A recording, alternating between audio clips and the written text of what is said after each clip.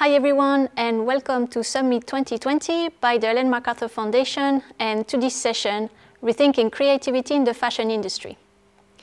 The Summit is a platform where leaders, innovators, and pioneers share their perspectives on how to best build an economy that is resilient and regenerative by design.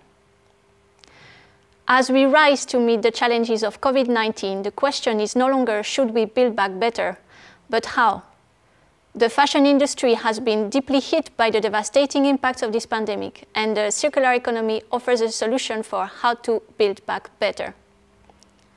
By designing out waste and pollution, keeping products and material in use, and regenerating natural systems, the circular economy creates vital opportunities for economic growth that also restore the environment, create jobs, and benefit society. A circular economy for the fashion industry means that we will ensure that clothes are used more, are made to be made again, and are made of safe and renewable material. What does it mean to create for a circular fashion industry? How does the circular economy principle impact and potentially enhance the creativity in the fashion industry? To answer those questions, I had the pleasure to interview Patrick McDowell, circular fashion designer and system changer, and Timo Schmidt-Eisenhart, president of Napapijri. Here is the first interview with Timo Schmidt-Eisenhart. Hi, Timo. Thanks for being here with us today. Hello, Elodie. Thanks for having me. It's a real pleasure to be part of this. Could you tell us a bit more about the process that you've been following in order to create the Napapijri circular series and the challenges also that you've encountered along the way? Right. Yeah, as I said, in the power lies in the simplicity. So simple concept, make a jacket out of one material, basically, that could be easily recycled. But when we thought about it and the teams, started digging into it, the concept became more and more complex. The normal, usual, design rules, process, and boundaries, did not work. And I will explain in a second. So we more and more came to a completely new business model through that jacket, or through the evolution of that jacket. So the common rules and processes we so far used as a company, and probably the whole industry is using, were not applicable in this case. So the first idea, this if I go back, was to design and then disassemble. So simple approach, you do a jacket, and then you disassemble that to recycle, each piece, or each of the pieces, each of the materials. We thought that would be the most efficient, the easiest way to approach circular design. But then we faced, soon issues about economic viability of recycling. Taking jackets apart, is sometimes difficult, if not even impossible. Time, used to divide into different components is just not feasible. So we realized we need to find a different solution there. So instead of starting with the idea, we started with a material. That was the big, shift we had then going along the process. And required us to explore alternatives for each component. A jacket is a complicated piece of apparel, so you have a lot of components to deal with. So we had to look into solutions for the materials limitations. For example, a number of colors. You cannot pick, unlimited number of colors if you are limited in terms of fabric or material. Buttons, all the specs you're using are difficult to actually do in one material. In that case, nylon 6, and you need to really find the solution for that. So we worked within the limitations of the current technology, which we all have, and we found that only synthetic material that could be recycled in a circular system was actually nylon 6. So we landed on that very clear. So as I said, starting with a material, not with an idea, so to speak. But we clearly had to look beyond fabrics. What about the trims? Nylon 6 was the best fabric to use, fine, but there's no zip available in nylon 6 at this point in time. Again, the buttons, the other trims you have in a jacket, the padding. So we then started to collaborate with external providers to actually develop, those trims, those elements, zips, buttons, etc., out of nylon 6, because we were set on this nylon 6 material being the best, upcycling, material to use. So we developed a zipper out of nylon 6. Same with the padding. We had to develop from scratch as it wasn't available and wasn't straightforward. Think about issues with density, padding, insulation capabilities. These are all elements which are critical for end consumer use. So again, here, we had to involve suppliers, external partners, experts to create this ourselves. So in the end, each of the 25 components of the jacket had to be made out of nylon 6. And we went through one by one. We realized that the circular design effort of our brand had suddenly become an innovation project that could benefit the industry. And beyond the product, how have you worked on the service and the business model behind the product in order to make it a truly circular project? Absolutely, yeah, you're right. The circular, model doesn't stop with the product only. So once we had then created the original Infinity jacket, which has been the first one, we needed to explore options to make sure it was actually recycled and made into a new jacket in practice, in the real world in the end. So we built a relationship, a partnership with Aquafil, which probably most people are aware of, and they tested the recyclability of the product. They offered their technology to process the jacket once it had been, reached and reached its end of its life cycle, so to speak. We built a dedicated community in our organization. We created a digital take-back program to make sure we get this raw material back, so to speak, in form of the jacket. And of course, to also keep track of each of the pieces being out there and enable consumers to send it back to us. So the jacket, in the end, to put it very simple, did lead us to a complete new way of doing business. It was evident that the circular design needed to be brought into the system, into a new system. We needed to understand how the jacket would be used and the possible ways that it could be returned to us so that we could reuse the material and make into new product. So ultimate circularity kicking in right here. That is absolutely brilliant. And if you could pinpoint one or highlight one main success of this project, what would it be?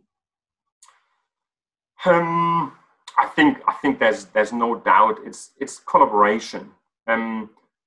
Today's business world and here the fashion industry in specifically is complex and complicated, right? You can only do that together. You can only do that if you collaborate within your company across all the different departments. But also, the circular design required us to go beyond, the functional silos internally, but also find holistic ways, outside, and really collaborate with outside partners. Design is not all about aesthetic shapes, colors. It's about the entire product construction more and more. We engaged with innovators, with material scientists, designers, sourcing teams. In that case, we collaborated with around 47 external suppliers across various geographies and fields to really cover that 14 months period to achieve, in that case, also attached to the Napapijri Circle Series, Cradle to Cradle Gold certificate. So another achievement to which we're very proud of, to demonstrate and to prove how we're pushing the boundaries on circular fashion.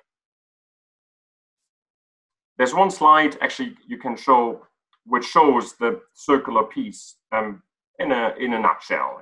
In a very simple way, You can see here on the left-hand side, closing the loop, really the circularity from a product angle. And basically what I said now, what I talked about is really a fully 100% circular product cycle, all the way from the nylon 6 material, how you manufacture it, you retail the garments, the consumer engagement, of course, the usage of the product, and then all the way back to the digital take-back program, back to aquafill, and of course, all the way to the start to make the filament and the fabric again. So really a perfectly 100% circular process. On the other side, the supply chain, which we believe is absolutely critical to really do the job fully and do the job 100%, where, as I said, the cradle-to-cradle gold certificate really, also ensures the quality and the safe environment, the safe standards, how you're about to do those products. So, in a nutshell, those two circles really perfectly shows the circular design idea or the business idea of Napapijri. And so then what is next on your journey towards circular design?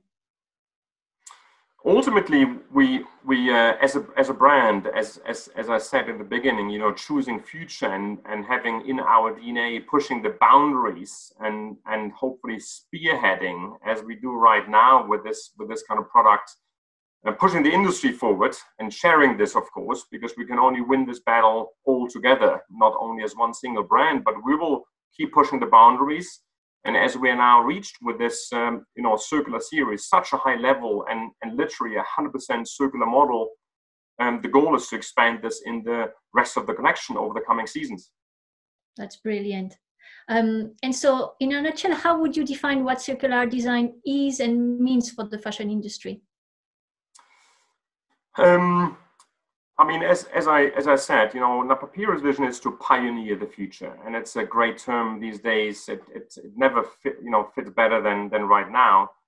And we believe that the future and circular design is the future of the fashion industry, as simple as it is, and that's why we fully go behind that. The fashion industry, we believe, needs to approach design in a new and innovative way, to embrace those opportunities that circularity provides. For example, when we approach a design, in the past, we usually start with a mood board, a color palette with shapes in mind. You have, endless, choices of fabrics and trims. You can, pick from suppliers around the globe. But when you set out to create a circular model, or in that case, the Napapijri Circular Series, we approach the design process in a completely different way. In a circular design process, things work differently, obviously. We started by studying the materials, as I said, started with the material first, one single material in that case, that serves the purpose, being fully recyclable on the same level, and then really kind of drive the entire design process recyclable from there. So really kind of you basically start with the material first and add the other elements at the back of that. So really, taking the process upside down, more or less. And what would be your one tip for a young creative wanting to apply circular design principle in his or her daily work? All these young talents out there, it's a pleasure to work with these people, obviously, and more we need those talents to come up and be creative. I think the challenge or the tip I have, it's a general tip about fashion industry going forward. One challenge we all have, and young people obviously have as well, is to be challenged into the commercial part of the business. The temptation to drive commercial business only and forget about the environment, forget about the standards, forget about, in that case, circularity. So one ask or a tip you can call that is resist the temptation to go down the commercial path too much. That's maybe the first one. Above and beyond everything, my tip is have a vision, be bold, be open, be creative, listen to new things, educate yourself. It's a fast-paced, fast-moving world, specifically the fashion industry. So be open and be out there. But then once you're set on a vision, stick on to it, hold on to it, and be bold. Thanks a lot, Timo. I don't think there was any better way to end this conversation. Thanks a lot for your time and for participating in the summit. And thanks a lot to everyone who has been watching. And I also spoke with Patrick McDowell, and here is our conversation. I'm very happy to welcome Patrick McDowell, circular fashion designer and system changer. Thanks so much, Patrick, for being here with us today. Thank you for having me. It's so excited to be here. So nice. To start the conversation, I would simply would like to ask you if you could tell us a bit more about your journey towards circular design. Sure, yeah. So when I actually started making bags when I was 13, I initially had been using waste material, dead stock fabrics from a specific store in Liverpool where I'm from that sold only those. And at the time it was the cheapest place to go, and it meant that I could get 20 different fabrics, all for kind of a lower price of buying one roll of like normal fabric, if you like. And then fast forward kind of 6 years, and I was starting at Central St. Martin's, and was still kind of very much of the mindset that if you could use up something else that someone else had, it would either be free or would remove that kind of possibility of being able to have any fabric that you want. And a lot of the time that can be quite a barrier, because if you can choose anything, sometimes you don't start for ages because you're like, what do I use? Whereas if you can only use that thing that was from your friend, or you can only use, you actually find that the process is a lot faster. And they also started a sustainability lecture series at St. Martin's then in 2017, and I remember sitting in these lectures with people like Orso de Castro and etc., and just thinking, oh my gosh, this is actually what I've been doing for the past like 10 years. I just didn't know that it was called this, which is really reassuring because it also shows you how simple it can be. And then obviously the sustainable movement kind of became bigger and bigger from kind of about 2016, 17, and it became something people wanted to follow. So I was kind of lucky in that sense that my graduate collection received a lot of press coverage because it photographed well, but also had this message behind it. And I think it was nice for people to see a very kind of bright, fashion forward set of clothes that were also sustainable and circular, and they weren't kind of beige, and they didn't have any of those preconceptions of what sustainable fashion is. And in this sense, how do you use the 3 principles of the circular economy to enhance your creativity maybe? Can you tell us maybe about the impact of having those principles in mind whenever you are designing a product or a system or a business?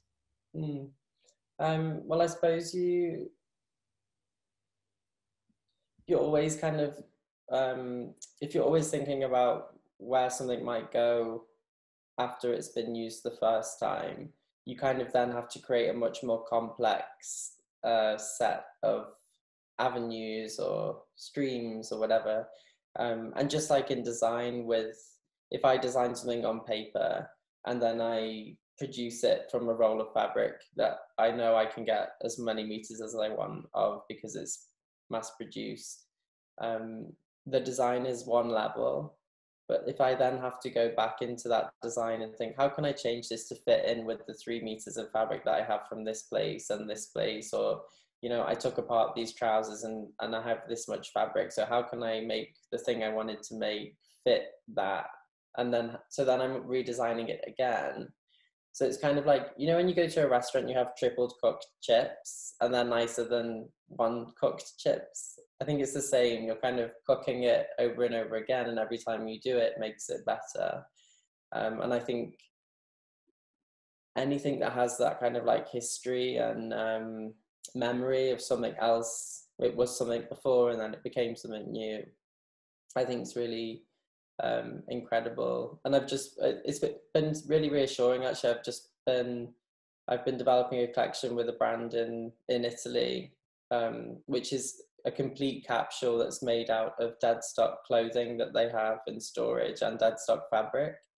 And the whole collection together will save kind of thousands of pieces of clothing and thousands of meters of fabric. And the fact that it's Pinko, the brand based in Fidenza in Italy, but the fact that such a big European brand like that would put such trust into creating a collection which is completely using things that they weren't able to use before is really incredible. And it really is testament to how, you know, the pieces look really great and they're really rich and kind of full of life. And I really think that's because they were something before and then they became something new. So you kind of, like I said, you've cooked it twice kind of.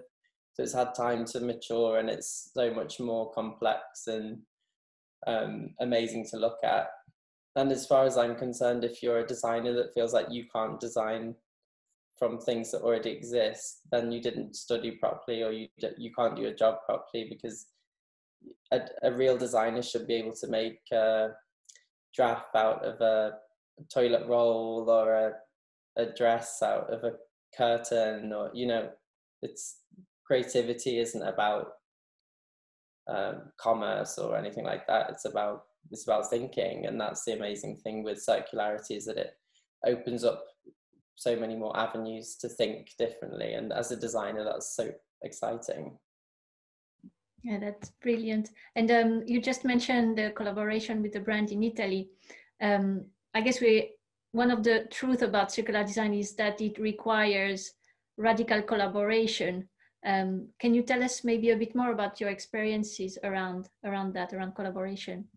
Yeah, I mean, on the whole, I found that people are quite open to it but I think it does take someone else to go in and to be the one with those crazy ideas to make it work. Because I think in any business, especially big business, they're so used to kind of turning those cogs at the same speed and doing the same thing all the time that if it comes from inside, it can seem very odd that the creative director might be pushing for this new way of working or something. So to bring in someone else, I think, and have that collaboration, I think anyway, collaboration is really great.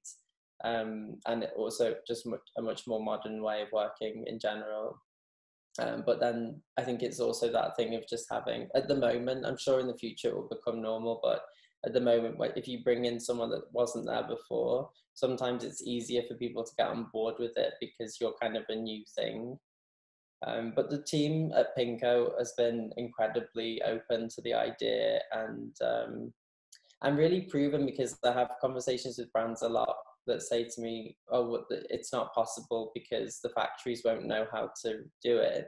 But actually you're dealing with extremely talented people that know how to make clothes really well. And if you know how to make clothes, you know how to take clothes apart. And it's not, I think people don't give the makers as much credit as they should. And I think actually any factory, even ones that produce for high street, I am sure more than capable of knowing how to stitch a t-shirt back together or change a shirt or add fabric somewhere. And yeah, and like I said, it just gives it such a much more rich feeling in the end anyway. And if you would have one tip for young creatives wanting to accelerate the shift towards a circular economy in the fashion industry, what would it be? I suppose if you're kind of young and you're starting out, all the things that you think are holding you back can actually be the things that make you flourish. So if you're like me, sitting in your bedroom at 13 without a school bag because your mum wouldn't buy you one. I made one out of a pair of jeans. So see the potential in the things around you. And if you don't have that thing that you want, or that beautiful dress or whatever that you want to have, or you want to be making, look at the things. You can literally look at the things in your own wardrobe and say, how can I make these things be something that I actually want now? And you can take that mentality and extrapolate it everywhere. You can look at the warehouse of leftover fabric with a brand and say, how can I make this into what I want this collection to be? Or, you know, looking at things in a different way and in a more creative way, I think is the best. But I think the ability to change something very simple that everybody knows, like a shirt or a jean or a t-shirt, into something very different is a really great place to start, because it really shows you and everyone around you the potential of those simple items that you probably all own. Well, that's brilliant. Thanks a lot for your advice and your time, Patrick. Thank you so much. It was so nice to talk to you. It's always really nice to talk to you. Thank you everyone for watching. Thanks everyone. Bye. Thanks a lot for watching, and I hope you get to enjoy more sessions of our Summit 2020.